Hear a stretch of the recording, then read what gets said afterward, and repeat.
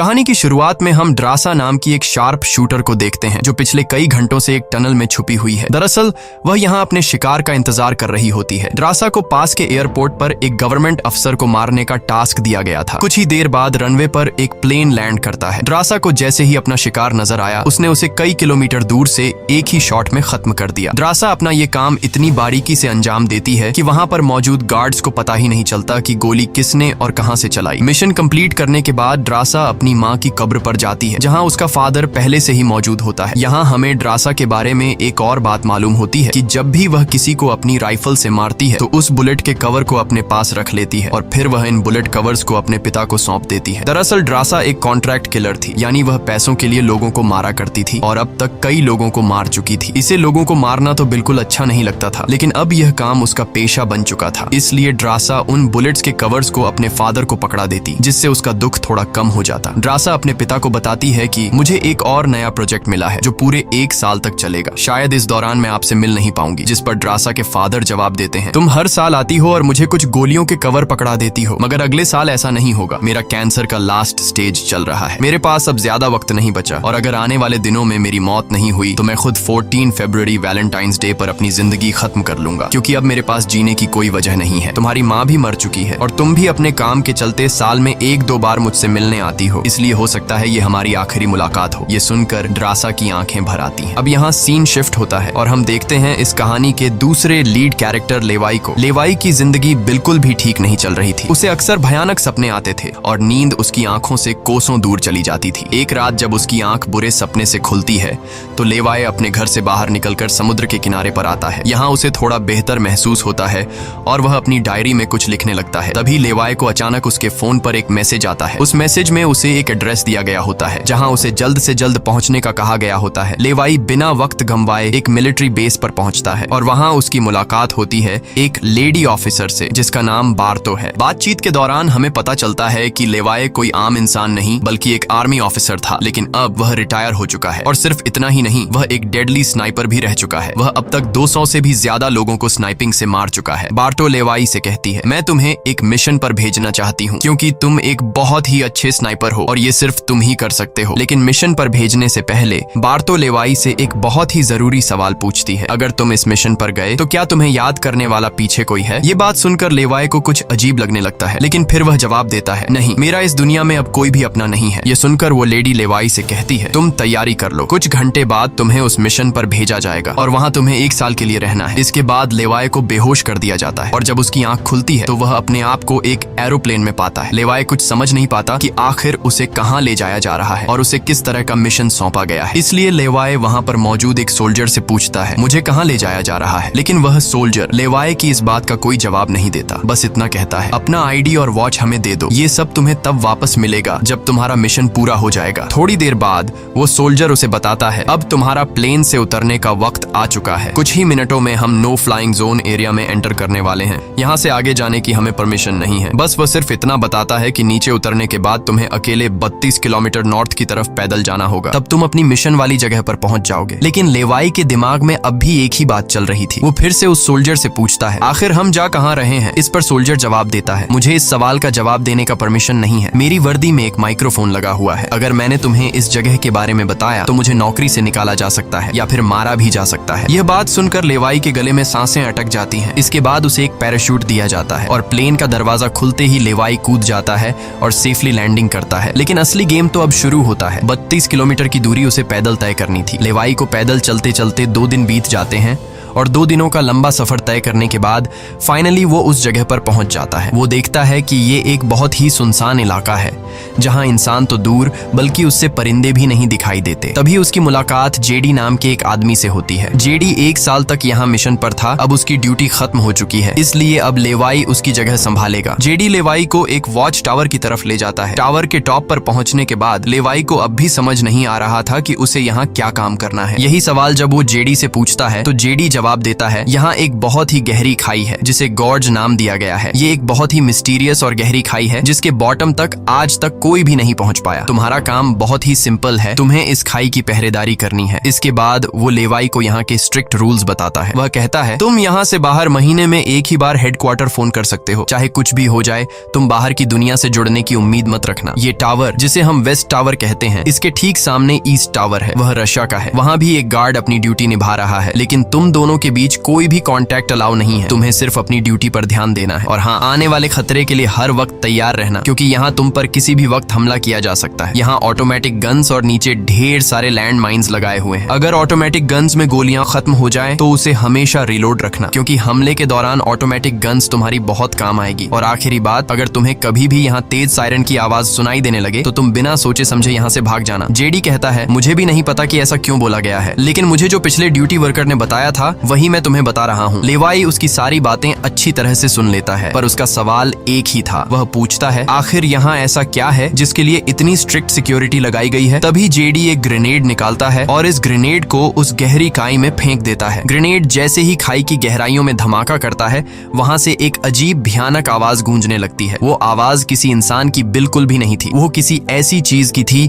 जो अंधेरे में छुपी थी। जेडी लेवाई की तरफ देखता है और कहता है, ये आवाज जो तुम सुन रहे हो, ये उन क्रीचर्स की है जिन्हें हम होलोमैन कहते हैं। ये क्रीचर्स इस घड़े के अंदर रहते हैं और तुम्हारी यहाँ पर ड्यूटी ये है कि इस घड़े के अंदर से किसी भी क्रीचर को बाहर निकलने नहीं देना है। कहा जाता है कि 1940 में यूएस आर्मी के 2400 आर्मी सोल्जर्स को इस गड्ढे के अंदर भेजा गया था, ताकि यह सोल्जर्स उस गड्ढे के अंदर मौजूद सभी क्रीचर्स को खत्म कर सकें। लेकिन आज तक उनमें से एक भी जिंदा सोल्जर वापस लौट कर नहीं आया। और अब जेडी लेवाई को पूरी इंफॉर्मेशन, हर एक चीज का बताकर घर वापस जाने की तैयारी करने लगा, क्योंकि उसने यहाँ 1 साल की ड्यूटी पूरी कर दी। अब लेवाई को यहाँ 1 साल तक ड्यूटी देनी थी। जेडी लेवाई को अलविदा कहकर यहाँ से निकल पड़ता है। वह बहुत खुश था क्योंकि 1 साल बाद वह घर जाने वाला था, लेकिन उसे पता नहीं था कि आगे उसके साथ कुछ ऐसा होने वाला है जिसके बारे में सोचने से भी डर लगता है। लोकेशन पर पहुंचने के बाद जेडी जैसे ही स्मोक करता है, तब एक हेलीकॉप्टर उसे लेने के लिए आता है। वह हेलीकॉप्टर उसके लिए रस्सी नीचे फेंकता है और जेडी इस रस्सी के जरिए ऊपर हेलीकॉप्टर में चढ़ने लगता है। हेलीकॉप्टर में बैठा एक सोल्जर पहले जेडी की आइडेंटिटी कंफर्म करता है। जेडी जब उसे अपनी पूरी इंफॉर्मेशन देता है तो हेलीकॉप्टर में बैठा वो सोल्जर पहले जेडी को शूट करता है और उसके बाद उसकी रस्सी काट कर उसे नीचे गिरा देता है। अब यहाँ एक बात तो साफ हो चुकी थी कि जो इस जगह आता है वो यहाँ से कभी लौट नहीं पाता। इसके बाद हमें अगले दिन का सीन दिखाया जाता है। लेवाई अपने काम को निभाने लगता है। सबसे पहले वो यहाँ की कुछ रिपोर्ट्स चेक करता है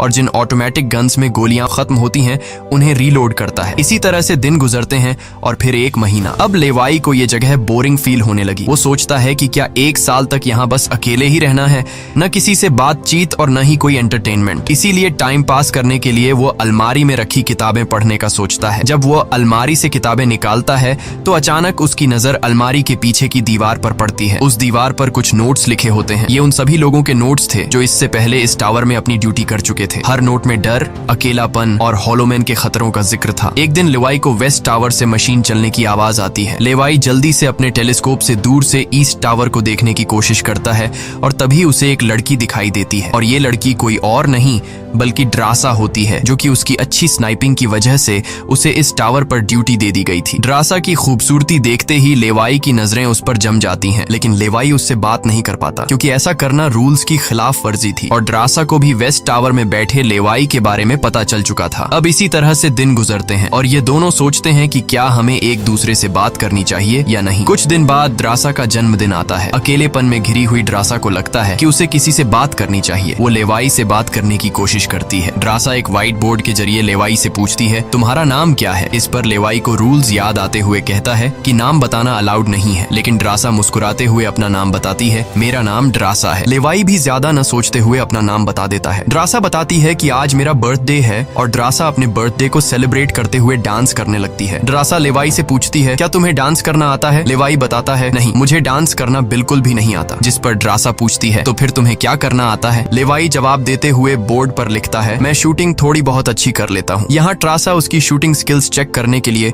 अपने टावर पर एक छोटी सी बॉटल उसके सामने रख देती है और लेवाई अपने टारगेट को निशाने पर रखते हुए एक ही गोली में उस बॉटल को फोड़ देता है। अब यहाँ ट्रासा भी पीछे रहने वाली नहीं थी। वह भी अपनी शूटिंग स्किल्स को दिखाते हुए लेवाई के टावर में रखी एक छोटी सी बॉटल को बिल्कुल परफेक्ट शूट कर लेती है, जिससे लेवाई को पता चलता है कि ट्रासा कोई आम लड़की नहीं बल्कि वह एक डेडली स्नाइपर है। धीरे धीरे दोनों की बातचीत बढ़ने लगती है। ट्रासा और लेवाई एक दूसरे को समझने लगते हैं, लेकिन तभी जब ये दोनों बातचीत में मसरूफ होते हैं, ट्रासा की नजर अचानक नीचे गड्ढे की तरफ जाती है। वो देखती है कि नीचे से कुछ भयानक क्रीचर्स यानी होलोमैन तेजी से वेस्ट टावर की तरफ चढ़ रहे हैं। वह जल्दी से लेवाई को अलर्ट करती है, नीचे देखो, तुम्हारी तरफ कुछ क्रीचर्स बढ़ रहे हैं। लेवाई जैसे ही नीचे देखता है, उसकी आंखें चौंक जाती हैं। नीचे सिर्फ एक या दो नहीं बल्कि हजारों क्रीचर्स ऊपर की ओर बढ़ रहे होते हैं। वो बिना वक्त गंवाए अपनी स्नाइपर राइफल उठाता है और एक एक करके क्रीचर्स को शूट करने लगता है, लेकिन क्रीचर्स की तादाद इतनी ज्यादा होती है कि लेवाई उन्हें अकेले संभाल नहीं पाता। इसलिए ट्रासा भी अपनी मशीन गन से गोलियां बरसाने लगती है। अब वेस्ट टावर यानी ट्रासा की तरफ भी क्रीचर्स बढ़ने लगे। ये दोनों अपनी अपनी साइड से इन क्रीचर्स को मारने लगते हैं, लेकिन तभी लेवाई देखता है कि एक क्रीचर ऊपर ट्रासा के टावर तक पहुंच चुका है और वह क्रीचर जैसे ही ट्रासा पर हमला करने वाला होता है तो लेवाई ईस्ट टावर से अपनी जबरदस्त स्नाइपिंग स्किल्स का इस्तेमाल करते हुए उस क्रीचर को मार गिराता है। अब लेवाई और ट्रासा दोनों को एहसास हो जाता है कि इस खतरनाक जगह में अगर जिंदा रहना है तो उन्हें मिलकर लड़ना होगा। सब कुछ संभालने के बाद ट्रासा बताती है, ये मेरी लाइफ का सबसे बेस्ट बर्थडे था। अगली सुबह लेवाई नीचे लगी लैंड माइंस को ठीक करता है और ऑटोमेटिक गन को रीलोड करता है। तभी अचानक खाई के अंदर से एक ड्रोन निकलता है। वो ड्रोन कुछ सेकंड्स तक लेवाई की तरफ देखता है। ड्रोन अजीब तरीके से स्कैन करता है। ये देखकर लेवाई हैरान रह जाता है और उसे कुछ समझ नहीं आता कि ये ड्रोन क्यों और किसके लिए भेजा गया था। इस तरह से दिन गुजरते हैं और फिर महीने। इन दोनों की आपस में दोस्ती होने के बाद अब उनके दिन अच्छे गुजर रहे थे और अब उन्हें अकेलापन बिल्कुल भी महसूस नहीं होता था। पर एक दिन ट्रासा बहुत ज्यादा सैड होती है क्योंकि आज 14 फेब था और उसे याद आता है कि उसके फादर ने कहा था कि अगर कैंसर की वजह से आने वाले कुछ दिनों में नहीं मरा तो वो 14 फेब के दिन खुद को मार देगा। और यहाँ ट्रासा बोर्ड पर लिखकर लेवाई को बताती है, आज मैं खुद को बहुत ही अकेली महसूस कर रही हूँ। अगर आज मेरे पास कोई होता तो बहुत अच्छा होता। लेवाई को भी पहले ही दिन से ट्रासा से मिलने का मन था और आज वह खुद को रोक नहीं पाता। वो ट्रासा के पास जाने का प्लान बना लेता है। वह एक रॉकेट लॉन्चर के जरिए ईस्ट टावर तक पहुंचने का जुगाड़ कर लेता है। अगली सुबह वो रॉकेट लॉन्चर का इस्तेमाल करके एक मजबूत रस्सी को ट्रासा की तरफ फेंकता है, जिसके बाद ट्रासा टावर के बाहर आती है और वो रस्सी को मजबूती से एक पेड़ के साथ बांध देती है ताकि लेवाई रस्सी के जरिए लटक कर ईस्ट टावर तक पहुंच जाए। लेवाई बिना देर किए उस रस्सी के सहारे ईस्ट टावर की ओर बढ़ने लगता है, लेकिन बीच में वो अटक जाता है क्योंकि आगे रस्सी की ढलान खत्म हो चुकी थी। इसलिए अब लेवाई हाथों की मदद से आगे बढ़ने लगता है और करीब आधा घंटा हाथों की मदद से सफर करने के बाद वो ट्रासा के टावर तक पहुंच जाता है। ट्रासा उसे वेलकम करती है और कहती है, तुमसे बहुत ही गंदी पसीने की बू आ रही है, इसलिए पहले तुम नहा लो, फिर मैं तुमसे मिलूंगी। लेवाई को ये सुनकर हंसी आ जाती है। वह कुछ कहता नहीं, बस सिर हिलाकर मान जाता है। ट्रासा यहाँ पर शरारत करते हुए उसके कपड़े दूर जाकर छिपा लेती है और सीसीटीवी कैमरा के जरिए लेवाई को देख रही होती है, जो टावर में मौजूद शावर में नहा रहा होता है। उसके बाद लेवाई और ट्रासा एक साथ बैठकर काफी देर तक बातें करते हैं। ट्रासा उससे अपनी पूरी स्टोरी बताती है और बताती है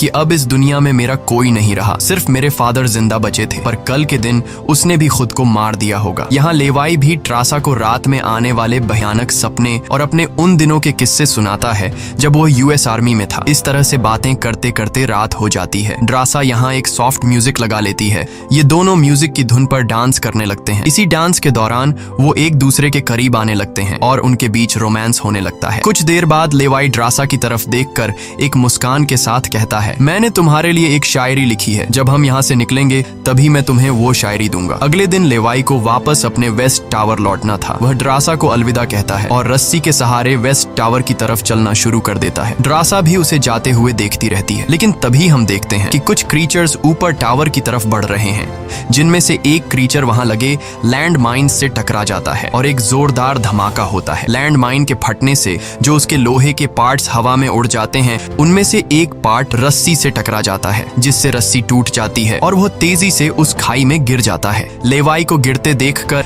ट्रासा बिना सोचे समझे अपना पैराशूट उठाकर वह भी उस खाई में कूद जाती है। खाई की गहराई में गिरने के बाद द्रासा पानी की तेज बहाव वाली नदी में बहने लगती है। वह किसी तरह करके नदी से बाहर निकलकर किनारे तक पहुंच जाती है। दूसरी तरफ लेवाई की किस्मत अच्छी होती है कि वो एक बड़े से पेड़ पर गिरकर लटक चुका था। इतनी ऊंचाई से गिरने के बाद उसे चोटें तो काफी सारी आ जाती हैं, पर उसकी जान बच जाती है। जैसे ही उसकी आंखें खुलती हैं, वो देखता है कि एक बड़ा कीड़ा उस पर हमला करने के लिए बढ़ रहा है। वो खुद को बचाने की कोशिश करता है, पर तभी पेड़ की लकड़ी टूट जाती है और लेवाई नीचे पेड़ की जड़ों पर गिर जाता है। नीचे गिरते ही पेड़ की जड़ों ने उसे अपनी गिरफ्त में लेने लगती है और लेवाई को जकड़ लेती है। उससे पहले कि ये जड़ें लेवाई को मार देती, वहाँ ट्रासा पहुंच जाती है। वो जल्दी से चाकू निकालकर इन जड़ों को काटने लग जाती है, जिससे लेवाई आजाद हो जाता है। इसके बाद लेवाई और ट्रासा चारों ओर देखने लगते हैं। हर तरफ सन्नाटा और डर का माहौल छाया होता है। तभी अचानक पेड़ों की आड़ से कुछ क्रीचर्स निकलकर उन पर हमला कर देते हैं। यहाँ उनके बीच एक बड़ी फाइट होने लगती है। लेवाई अपनी बंदूक संभालता है और पहली गोली सीधे एक क्रीचर के सर में मारता है। एक के बाद एक दोनों ने मिलकर दोनों क्रीचर्स को खत्म कर दिया। यहाँ लेवाई की नजर क्रीचर की डेड बॉडी पर पड़ती है। वह देखता है कि क्रीचर ने वही आर्मी वर्दी पहन रखी थी जो किसी जमाने में अमेरिकन सोल्जर्स की होती थी। ये देखकर लेवाई के रोंगटे खड़े हो जाते हैं। तभी उसे जेडी की वो बातें याद आती हैं जब उन्होंने बताया था कि 1940 में 2400 सोल्जर्स के एक बड़े ग्रुप को इस खाई में भेजा गया था और वो सैनिक कभी वापस नहीं लौटे थे। उसके बाद लेवाई और ट्रासा एक अजीब भयानक सी जगह पर पहुंच जाते हैं। यहाँ का मंजर किसी बुरे सपने जैसा था। हर तरफ इंसानों के सड़े गले शरीर पड़े थे और सबसे अजीब बात यह थी कि इन शरीरों के अंदर से पेड़ पौधे उग आए थे। ऐसा लग रहा था जैसे कोई जानलेवा वायरस ने इस जगह को अपनी गिरफ्त में ले लिया हो। तभी अचानक पेड़ों के बीच से कुछ हलचल होती है। लेवाई और ट्रासा समझ जाते हैं कि क्रीचर्स एक बार फिर उनका पीछा कर रहे हैं। डर के मारे यह दोनों तेजी से भागने लगते हैं और एक टूटी फूटी चर्च में घुस जाते हैं। दरवाजा बंद करने के बाद सामने उन्हें एक अजीब सा नजारा दिखता है। हर तरफ इंसानों की लाशें पड़ी हुई थीं। उनकी हालत देखकर ऐसा लग रहा था जैसे उन्होंने खुद अपनी जान ले ली हो ताकि इस वायरस से बच सकें। अचानक एक बड़ी मकड़ी ट्रासा के ऊपर कूद पड़ती है और ढेर सारी और भी मकड़ियां निकल आती हैं। ये मकड़ियां साइज में काफी बड़ी होती हैं। जैसे ही स्पाइडर उन पर हमला करता है, लेवाई और ट्रासा मिलकर उसे खत्म कर देते हैं। दूसरी तरफ चर्च का दरवाजा वो क्रीचर तोड़कर अंदर आ जाते हैं। लेवाई और ट्रासा अपनी जान बचाने के लिए उन पर फायरिंग शुरू कर देते हैं और जैसे तैसे करके उनसे अपनी जान छुड़ाकर चर्च से बाहर निकल आते हैं। तभी लेवाई की नजर सामने पहाड़ में बनी एक पुरानी सुरंग पर पड़ती है। वह दोनों फौरन उस सुरंग के अंदर घुस जाते हैं। अंदर जाकर उन्हें पता लगता है कि असल में यह एक पुरानी लैब है। यहाँ हर जगह टूटी फूटी कांच, मशीन्स और पुराने जंग लगे हुए कंटेनर्स पड़े थे। यहाँ लेवाई को एक पुराना डीवीडी कैसेट मिलता है। लेवाई डीवीडी को प्ले करता है और स्क्रीन पर एक लड़की नजर आती है। वह लड़की कहती है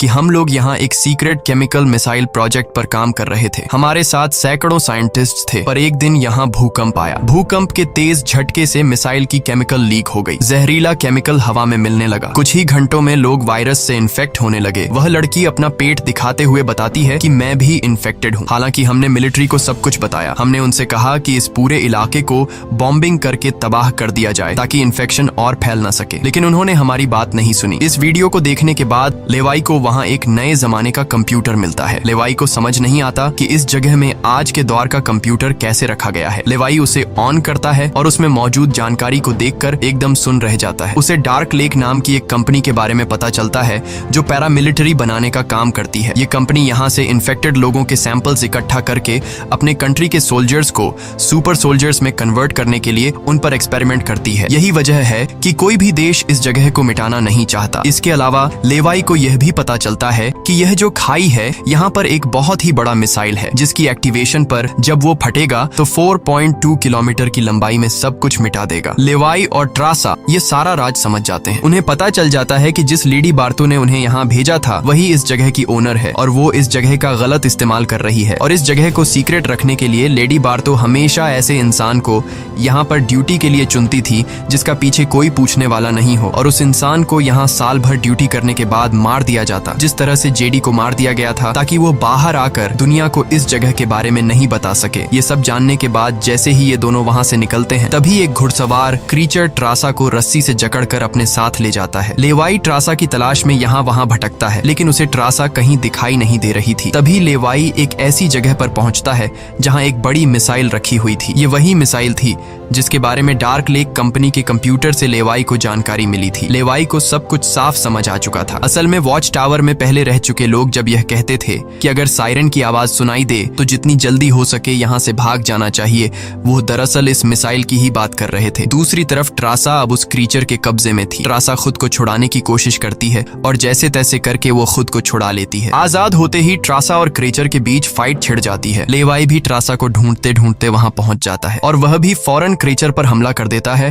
और ये दोनों मिलकर उसे आग लगाकर जला देते हैं। और अब बारी आती है इन लोगों की यहाँ से निकलने की, मगर आगे का रास्ता और भी ज्यादा मुश्किल था। जैसे ही लेवाई और ट्रासा आगे बढ़ते हैं, सामने एक खतरनाक इलाका आता है जहाँ से निकलना एक बहुत ही बड़ा चैलेंज था। यहाँ इंसान और पौधे आपस में पूरी तरह से जुड़े हुए थे, जैसे कि वह किसी खतरनाक एक्सपेरिमेंट का नतीजा हो। खैर, ये लोग हर कदम को संभाल कर रखते हुए आगे बढ़ते हैं कि तभी ट्रासा का पैर फिसल जाता है, जिससे ये पौधे एक्टिवेट हो जाते हैं। वो ट्रासा को जकड़ लेते हैं, लेकिन यहाँ लेवाई हिम्मत दिखाते हुए आगे बढ़ता है और अपनी पूरी ताकत से ट्रासा को छुड़ा लेता है। वह बॉम्ब का इस्तेमाल करके वहां के पूरे प्लांट सिस्टम को उड़ा देता है। लेवाई ट्रासा को लेकर वहां से बाहर निकल आता है। थोड़ा सा आगे चलने के बाद उन्हें एक गैराज नजर आता है जहां पर एक गाड़ी खड़ी होती है। ये दोनों जल्दी से उस गाड़ी में बैठ जाते हैं और उस जगह से निकलने की कोशिश करने लगते हैं। आखिरकार कुछ दूरी तय करने के बाद उन्हें एक रस्सी नजर आती है जो ऊपर वॉच टावर तक जाती थी, लेकिन अब वो क्रीचर्स भी उनका पीछा करते हुए वहां तक पहुंच चुके थे। अब यहाँ रस्सी को हाथों से पकड़कर ये लोग अगर ऊपर चढ़ते तो ये क्रीचर्स इन्हें मार देते। इसलिए लेवाई समझदारी से काम लेते हुए जीप को रस्सी से बांधकर ऊपर चढ़ने लगते हैं। ये लोग जीप को इसलिए रस्सी से बांध लेते हैं ताकि ये दोनों जीप में बैठकर उनके हाथ क्रीचर्स के साथ लड़ने के लिए फ्री हों। वो क्रीचर्स उन पर हमला करते हैं और यहाँ उनके बीच एक बड़ी फाइट होती है, लेकिन वो क्रीचर्स तादाद में काफी ज्यादा थे, इसलिए वो इन पर भारी पड़ रहे थे। यहाँ लेवाई के दिमाग में एक आइडिया आता है। वह जीप की पेट्रोल टैंक इन क्रीचर्स पर लीक कर देता है, जिससे निकलने वाले तेल को आग लगाकर उन सभी क्रीचर्स को जला देता है और आखिर में ये लोग उस जीप की रस्सी काट कर उसे नीचे छोड़ देते हैं, जिससे वो सभी क्रीचर्स मारे जाते हैं। इस तरह से ये लोग फाइनली ऊपर चढ़ने में कामयाब हो जाते हैं। अब इन दोनों को पता चल चुका था कि अगर ये दोनों यहाँ साल भर ड्यूटी कर भी लें तब भी आखिर में इन दोनों को मार दिया जाएगा। इसलिए अब ये दोनों एक बड़ा फैसला करते हैं कि अब वो इस जगह की रक्षा नहीं करेंगे बल्कि इस जगह को तबाह कर देंगे, ताकि इनकी तरह कोई दूसरा सोल्जर यहाँ पर न फंस सके और इस जगह का गलत इस्तेमाल बंद हो जाए। ये सब करने के बाद ये दोनों यहाँ से दूर जाकर एक नई जिंदगी की शुरुआत करेंगे। यहाँ ट्रासा कहती है, मेरे पास फ्रांस में छुपने के लिए एक जगह है, हम वहाँ जाकर शादी करेंगे और आगे की जिंदगी वहीं पर बिताएंगे। लेवाई ट्रासा की बात मान जाता है और अब वह कहता है, मुझे वापस अपने टावर पर जाना होगा। मैं वहाँ जाकर टावर में एक बॉम्ब फिट करूंगा और साथ ही इस मिसाइल को भी एक्टिवेट कर दूंगा, जिससे यह पूरी जगह तबाह हो जाएगी। जिसके बाद लेवाई रस्सी की मदद से अपने टावर तक पहुंच जाता है। इस बीच लेडी बार्तो लेवाई से कांटेक्ट करती है और सवाल करती है, क्या तुम इस गड्ढे के अंदर गए थे, क्योंकि किसी ने हमारे कंप्यूटर को ऑन किया है। लेवाई यहाँ पर झूठ बोलकर बताता है, नहीं, मैं वहाँ नहीं गया था। लेकिन बार्तो जानती है कि लेवाई झूठ बोल रहा है। उन्होंने सिक्योरिटी कैमरास में सब कुछ देख लिया था कि लेवाई और ट्रासा दोनों गड्ढे के अंदर गए थे। फिर भी वो अपनी बात को आगे बढ़ाते हुए कहती है, अगर तुम नहीं गए तो फिर जाहिर सी बात है कि यह सारा काम उस वेस्ट टावर वाले गार्ड का है। तुम एक काम करो कि उस वेस्ट टावर वाले इंसान यानी ट्रासा को मार दो, क्योंकि उसने रूल तोड़ा है। यहाँ लेवाई हाँ तो बोल देता है, लेकिन बार्तो को पता चल चुका था कि यह उसे नहीं मारेगा और वह समझ चुकी थी कि ये दोनों अब यहाँ से भागने वाले हैं और बाहर जाकर दुनिया को इस जगह के बारे में बता देंगे। इसीलिए वह खुद हेलीकॉप्टर में यहाँ पहुँचती है। लेकिन बार्तो के पहुँचने से पहले ये दोनों अपनी पूरी तैयारी कर चुके थे। लेवाई टावर से काफी दूर जाकर अपनी लाइफ का सबसे लंबा शॉट लेता है और सीधा उस टावर पर गोली मारता है जो सीधा नीचे मिसाइल से कनेक्ट था, जिससे एक तेज सायरन बजने लगता है। अब उनके पास टाइम कम था। ये दोनों तेजी से भागने लगते हैं क्योंकि जब मिसाइल फटेगी तो वह 4.2 किलोमीटर के एरिया को तबाह कर देगी। लेवाई और ट्रासा दोनों पूरी ताकत से जंगल की ओर भागने लगते हैं। ट्रासा अपनी जान बचाते हुए उस जगह से काफी दूर निकल जाती है, लेकिन लेवाई के पैर में चोट आई थी जिससे वह तेज नहीं भाग सकता था। दूसरी तरफ बार्तो को भी यह समझ आ चुका था कि जल्द ही मिसाइल ब्लास्ट होने वाला है। ठीक इसी वक्त मिसाइल एक्टिवेट हो जाती है और एक बहुत ही बड़ा धमाका होता है जिससे पूरी खाई तबाह होने लगती है। ये ब्लास्ट इतना भयानक था कि उसके लपटने और झटके दूर तक फैल गए, जिसमें बार्तो का हेलीकॉप्टर भी उस धमाके की चपेट में आ जाता है और वह वहीं मारी जाती है। ट्रासा ने तो 4.2 किलोमीटर का फासला तय कर लिया था, लेकिन लेवाई उस धमाके की लपेट में आ जाता है और धमाका धमाके से आने वाली तेज हवा उसे पानी में गिरा देती है। दूसरी तरफ खाई में सभी क्रीचर्स मारे जाते हैं। अब सिर्फ ट्रासा उस धमाके में जिंदा बच गई थी और वह एक ऊंची जगह पर खड़ी होकर लेवाई का इंतजार करने लगी। इंतजार करते करते रात हो जाती है, लेकिन लेवाई का कोई अता पता नहीं चलता। वो समझ जाती है कि अब लेवाई जिंदा नहीं रहा, जिसके बाद कहानी यहाँ से कुछ महीने आगे शिफ्ट होती है। ट्रासा लेवाई की लिखी हुई कविता को पढ़ती है। हर एक शब्द में उसे लेवाई की यादें महसूस होती हैं। आंखों में आंसू लिए वो अपने दिल को संभालने की कोशिश करती है। अब ट्रासा एक नई जिंदगी की शुरुआत करते हुए फ्रांस के एक होटल में वेट्रेस की जॉब करने लगती है। लेकिन फिर अचानक एक दिन ट्रासा के सामने लेवाई आकर खड़ा हो जाता है। वह जिंदा था। लेवाई को देखकर ट्रासा की आंखें खुली की खुली रह जाती हैं। वह खुशी के मारे दौड़कर लेवाई को गले लगाती है और इसी के साथ यह कहानी खत्म हो जाती है। अगर वीडियो आपको अच्छी लगी हो तो हमारे चैनल को सब्सक्राइब और वीडियो को लाइक जरूर कीजिएगा।